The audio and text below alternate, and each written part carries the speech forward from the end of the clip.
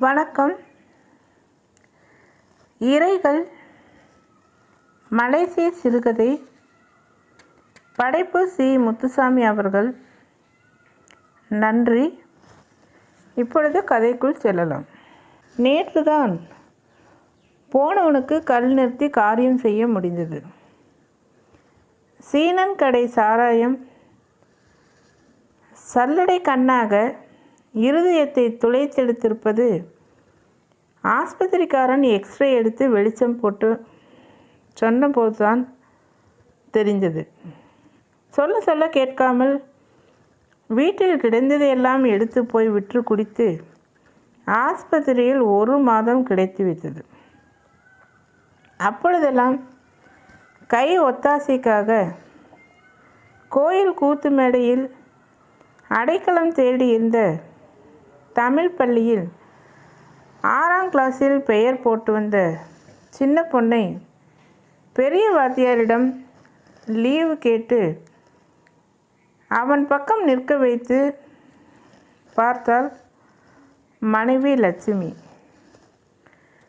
மரம் அறுத்து அறக்க பறக்க பால் எடுத்து கொட்டாயில் கொண்டு போய் வைத்து கங்காணி ஐயாவிடம் பாலை ஊட்டச் சொல்லி வீட்டுக்கு போய் சோறு கறியாக்கி 12 மணி அளவில் பஸ்ஸில் ஏறிப்போய் அவனை தூக்கி மடியில் கிடத்தி குழைத்த சோற்றை பிசைந்து மெதுவாக ஊட்டி கொஞ்சம் பொறுத்து வெது நீரில் துணியை நனைத்து பிழிந்து உடம்பை துடைத்துவிட்டு சின்ன பொண்ணுக்கு தைரியம் சொல்லி வீடு வந்து சேரும்போது அந்தி வேலைக்கு போன பெண்கள் மம்மட்டியுடன் வீடு போய் கொண்டிருப்பார்கள்.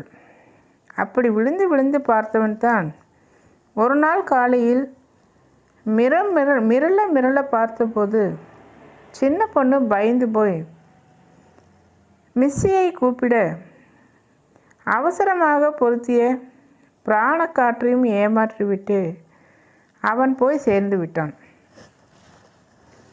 தோட்டத்தில் லாரி பிணத்தையும் கொண்டு வந்தது. வசூல் பண்ணித்தான் எடுத்து போட்டார்கள். தாராளமாக நிதி கொடுக்கும்படி போஸ்டர்கள் சாவி வீட்டில் ஒட்டப்பட்டிருந்தன. அதன் கீழ் ஒரு உண்டியல், ஒரு நோட்டு புத்தகம். குளிருக்கு நெருப்பு மூட்டம் போட்டு சீட்டாடும் கூட்டத்திற்கு அந்த பக்கம் பறை முழக்கம் தோட்டத்தில் இரவில் பாறையாக கனத்தது. உள்ளே கட்டிப்பிடித்து அழும் பெண்களின் குரல்கள் பறை முழக்கத்தில் அமுத்தலாக கேட்டது. காரியம் முடிந்து போகும் பொழுது அண்ணன் கேட்டான், என்ன தங்கச்சி, இனிமே இங்கே என்ன செய்ய போகிற? என்னோட அங்கே வந்துடேன். அவள் நிதானமாகவே பதில் சொல்லலாம், வரலாம், அதை பற்றி ஒன்றுமில்லை. உங்களை நம்பி நான் அங்கே வந்தாலும் உங்கள் நிலமையில் அந்த 6 பிள்ளைங்களோட இந்த 5 ஜீவனையும் வச்சு எத்தனை நாளைக்கு சமாளிக்க முடியும்? சிவப்பு பாஸ்போர்ட்டோடு இருக்கிற எனக்கு புதுசாக அங்கே வேலையும் கிடைக்க போகிறதில்ல. அவள் பதிலில் இருந்த உண்மை அவனுக்கு முன்பே புரிந்ததுதான். ஆரோடு இப்போது 3 மாதமாக முழுகாமல் இருக்கும் அவளையும் வைத்து கொண்டு துண்டு போட்டு சிதறிப்போன தோட்டத்தில் 1000 பிரச்சனைகளுக்கிடையே பல சமயங்களில் மத்தியானம் எல்லோருமாக கஞ்சி மட்டுமே குடித்து காலம் தள்ளும் தன் அவல நிலை எல்லாமே அவனுக்கு நன்றாகவே தெரிந்திருந்தது. என்றாலும் தங்கச்சியை தன்னுடன் கூப்பிடுவது தன் கடமை என்ற காரணத்தினாலும் 4 பேர் 4 விதமாக தன் முதுகுக்கு பின்னால் சொல்லிவிடக்கூடாது என்ற எண்ணத்தினாலுமே அப்படி கேட்டு வைத்தான். மண்ணெண்ணெய் விளக்கு வெளிச்சத்தில் பிசைந்த மாவை வட்ட மங்கில் தட்டி தட்டி அப்பச்சட்டியில் போட்டு எடுக்கும் இந்த காலை வேளையிலும் மனசில் கோலம் போடும் அந்த காட்சிகள் அவள் மனச்சுவர்களை கணைகளாக நெருடத்தான் செய்கின்றன. மனசை அதிலிருந்து பீத்தெடுத்து பார்த்தபோது பக்கத்து வீட்டு முனியம்மாள் புருஷனை சீக்கிரம் பெரட்டுக்கு போய் ஆஜர் கொடுத்து வர அவசரப்படுத்தி கொண்டிருந்தாள். மேட்டு பக்கம் எழுந்த வீராசாமி தண்டலின் குரலும் தெரிந்தது. எதிர்த்தலைத்து குசனி பக்கங்களில் இன்னும் விளக்கு எரியாமல் இருப்பது அவளுக்கு ஆச்சரியமாக இருந்தது. 15ஆம் நம்பர் தண்டல் சின்னசாமி இன்று கொஞ்சம் உறக்கவே விசிலை ஊதுவது போல் அவளுக்கு தோன்றியது. முதல் கோழி கூவி வெகு நேரம் ஆனதை நினைத்த பொழுது அவர் உறக்க விசில் அடிப்பதன் அவசியம் புரிந்தது. நடுச்சாமம் வரை பனியில் உட்கார்ந்து படம் பார்த்தது இப்போது மூக்கை அறுத்தது. அவன் போனதிலிருந்து சின்ன பொண்ணை பள்ளியை விட்டு நிறுத்தியிருந்தாள். அவளையும் வேலைக்காட்டுக்கு கை ஒத்தாசைக்கு தன்னுடன் அழைத்து போகிறாள். இவள் கத்தியை போட்டு பட்டையை கீறி பஞ்சரில் பாலை சரிப்படுத்தி மக்கில் முதல் சொட்டு இறங்குவதற்குள் சின்ன பொண்ணு 4-5 மரங்கள் முந்தி மக்கில் காய்ந்து நாரும் கட்டி பாலை இழுத்து வக்குக்குள் போட்டு கொண்டிருப்பதை பார்க்க எனக்கு சங்கடமாகத்தான் இருக்கும். அப்போதெல்லாம் அவள் பள்ளியில் இருக்கும் தன் 2 பையன்களை நினைத்து கொள்வாள். நேற்றே கொட்டாயில் பாலூற்றும் போது கிராணி சொல்லியிருந்தார், இன்று டபுள் வெட்டு என்று. டபுள் வெட்டித்தான் 2 நாட்களுக்கு முன்பு இரவெல்லாம் அடித்த மழையில் மரம் காயாமல் திட்டி விழுந்து போனதை ஈடுகட்ட வேண்டும். இன்னும் சின்ன பெண் பாயில் சுருண்டு கிடப்பது அப்போதுதான் நினைவுக்கு வர மாவை தட்டி சட்டியில் போட்டு தீயை கொஞ்சம் இறக்கி வைத்து உள்ளே போனாள். எல்லோருமாக குளிருக்கு அணைத்து கொண்டு சுருண்டு கிடந்தன. எழுப்பி முகம் கழுவி பசியார கொடுத்த பழைய கறியில் ரொட்டியை தொட்டு வயிற்றுக்கு போட்டு அவளும் கொஞ்சம் வரக்காப்பியை குடித்து வைத்தாள். காண்டா வாளியை எடுத்து முன் வாசலில் வைத்து கடைக்குட்டிகள் 2ஐயும் ஆயக்கொட்டையில் விட்டு வர போய் வந்தாள்.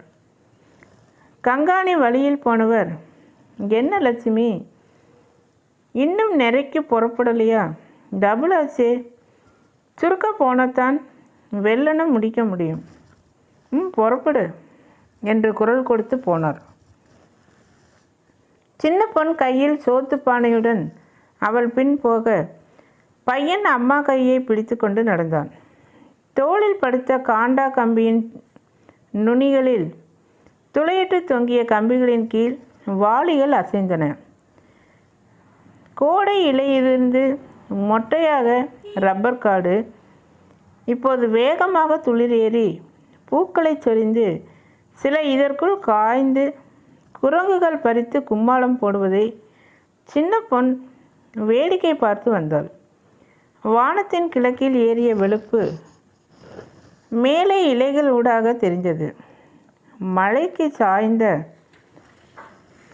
மரங்களை முனையின் நறுக்கி 4 பக்கமும் கம்பி கட்டி தூக்கி நிறுத்தி வெளிக்காட்டு ஆட்கள் தயாராகி கொண்டிருந்தனர். சில நிறைகளில் இதற்குள் 2-3 பத்திகளில் பால் சொட்டி கொண்டிருந்தன. அவள் பின் திரும்பி, சின்னவளை வேடிக்கை பார்க்காம வேகமாக நடடி என்று தானும் நடையை சற்று எட்டி போட்டாள். 5வது பத்தியில் முதல் மரத்தை கோட்டுப்பாலை விசுக்கென இழுத்து கத்தியை போட்டு பட்டையை நைஸாக கீறி எடுத்து மங்கை கம்பியில் சரிப்படுத்தி குச்சியில் நொறுக்கும் ஓசை கேட்டு நிமிர்ந்த போது கங்காணி வாயில் குதப்பிய எச்சில் சாறை அப்போதுதான் துப்பி அவளை பார்த்து வந்து கொண்டிருந்தார். என்ன லட்சுமி, இன்னைக்கு சின்ன பையனையும் கூட்டி வந்துட்டு இருக்கா போல. ஆமாங்க, பள்ளிக்கூடமும் இல்லை, லீவு. வெள்ளிக்கிழமை லீவு தான். வீட்டில் இருந்தாலும் கண்ட இடத்துலையும் போய் ஆடிப்பாடி கை காலை உடச்சிக்குவேன். இங்கேயாவது ஒத்தாசையே இருக்கட்டும்னு கூட்டி வந்தேன். அது சரி லட்சுமி, போன வாரம் பிரஜா உரிமை மடை பரீட்சைக்கு போனாயே, என்ன ஆச்சு? பாஸ் ஆக்கிட்டானா? எங்கெங்கே பாஸ் ஆகிறது? நானும் தான் அந்த அசான் பொண்டாட்டி அமினா கிட்ட போகிறதுக்கு முன்னாடி நாட்டுக்கொடிக்கு என்ன பேர், என் பேரை எப்படி சொல்கிறதுன்னு எல்லாம் கேட்டு தான் போனேன். அதெல்லாம் எங்கெங்கே தலையில் தங்குது. போய் சேர்றதுக்குள்ளாரவே எல்லாமே மறந்து போச்சு. இந்த தடவையும் இதே மாதிரி ஆகிப்போச்சு. இனிமே பரீட்சைக்கு போகிறதாகவும் இல்லைங்க. என்ன லட்சுமி பண்ணுறது? அந்த காலத்தில் தோட்டமாக வந்து கையை தூக்கி சத்தியம் பண்ண சொல்லி பிரஜா உரிமை கொடுத்தாங்களாம்.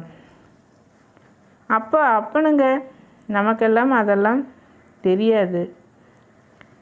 என்னைக்காவது கப்பை ஏற போகிறவன் தான் அப்படின்னு அசட்டையாக இருந்துட்டாங்க. இப்போ நாம் அதுக்காக நாயாக அலைய வேண்டியது இருக்குது. நாம் எம்ஐசி தலைவர்கிட்ட கூட அன்னைக்கு இது சம்மந்தமாக பேசிகிட்டு இருந்தேன். அப்பா அம்மா பிறகு இல்லைன்னா பிறகு கிடைக்கிறது ரொம்ப கஷ்டம்னு சொன்னார். ஆமாம், வேலை பர்மிட்டில் சாப்பை கொடுத்துட்டு இல்லை, அன்றைக்கி தான் குத்திட்டு வந்தேங்க. இன்னும் 3 மாதம்தான் செல்லுமாம் அது. அதுக்கு பின்னால் என்ன பண்ணுறதுன்னு ஒரே கவலையாக இருக்குது என்று மரத்தில் ஒரு கையை ஊன்றி நின்றபடி சொன்னான். கவலைப்படாத லட்சுமி, கிராணி ஐயாட்ட சொல்லி நான் ஏதாவது செய்ய முடியுமான்னு பார்க்குறேன். அவர் எல்லாம் பார்த்துக்குவார். ஐயா கிட்ட மட்டும் கொஞ்சம் நல்லபடியாக நடந்துக்க. ரொம்ப உபகாரங்க ஐயா. ஏதோ அந்த மனுஷனும் இப்படி விட்டுட்டு போய் தொலைஞ்சிட்டான். இந்த பிள்ளைங்களை ஒடியேற்ற ஒரு வழி செஞ்சு கொடுத்தீங்கன்னா போதுங்க. சரி, கவலைப்படாத. நேரம் ஆயிட்டு போகுது. கிராணி ஐயா வர்ற நேரம், மரத்தை வெட்டு என்று அடுத்த நிறையை நோக்கி நகர்ந்தார். பேச்சுவாக்கில் நினைவு தப்பிய டபுள் அப்போதுதான் உள்ளே கிரீச்சிட அவசரமாக வெட்டு கொட்டை பார்த்து குனிந்து கொட்டைப்பாலின் முனையை நெருடி பிடித்து இழுத்த பொழுது வெண்முத்துக்களாக கொப்பளித்த பால் போல் ஒரு கணம் அவள் மனசில் நினைவுகள் துரத்தும் காட்சி குபுகுவென்று பெருகியது. புயலாய் வீசிய சிவப்பு பாஸ்போர்ட் பிரச்சனை மூட்டை கட்டி கொண்டு துண்டை உதறி தோளில் போட்டுக்கொண்டு தர்மாடருக்கு ஏற்பாடு செய்துவிட்டு வாசலில் வந்து நின்று அதை சொன்ன பொழுது காச நோயோடு அவரை பார்க்க படுத்து கிடந்த அம்மா என்னால் எங்கேயும் வர முடியாது என்ற தீர்மானத்துடன் அவர் பக்கம் திரும்பி கூறியதை கேட்டு நீண்ட நேரம் வாசல் பிராஞ்சாவில் ஒரு காலை மடக்கி போட்டு சுருட்டு புகை நாசி துவாரங்களில் சுரசுரக்க உட்கார்ந்து பின் அதை பற்றி பேசுவதையே நிறுத்தி கொண்ட விஷயமும் அதே மூலையில் ஒரு நாள் கூரையை பார்க்க அம்மா கண்மூடி போயிருந்ததை பார்த்து குத்துக்காலிட்ட முடகான்களுக்கிடையில் முகத்தை புதைத்து கொண்டு அப்பன் சின்ன பிள்ளையாய் அதிர்ந்து குலுங்கிய காட்சி.